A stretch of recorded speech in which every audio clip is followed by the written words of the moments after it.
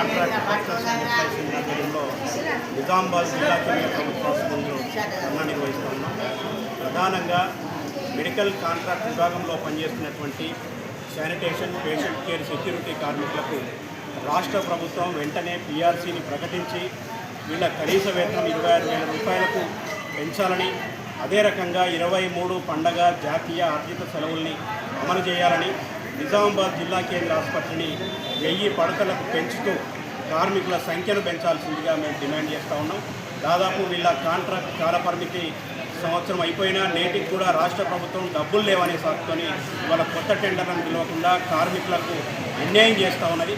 కాబట్టి వెంటనే ఈ టెండర్లన్నింటినీ కూడా రద్దు చేసి కొత్త టెండర్లను పిలవటమా, లేకుంటే కాంట్రాక్ట్ కార్పొరేషన్ను తెలంగాణ రాష్ట్రంలో ఏర్పాటు చేసి వీళ్ళందరినీ కూడా దాంట్లో జాయిన్ చేసి వీళ్ళందరికీ కూడా వేతనాలు పెంచాల్సిందిగా ఏఐటీసీగా డిమాండ్ చేస్తాము. లేకపోతే కనుక దశల వారీగా మెడికల్ కాంట్రాక్ట్ కార్మికుల ఆందోళనను ఉధృతం చేసి 9వ తేదీ నాడు డిఎంఈ ఆఫీస్ ముట్టడిస్తామని తెలియజేస్తాం.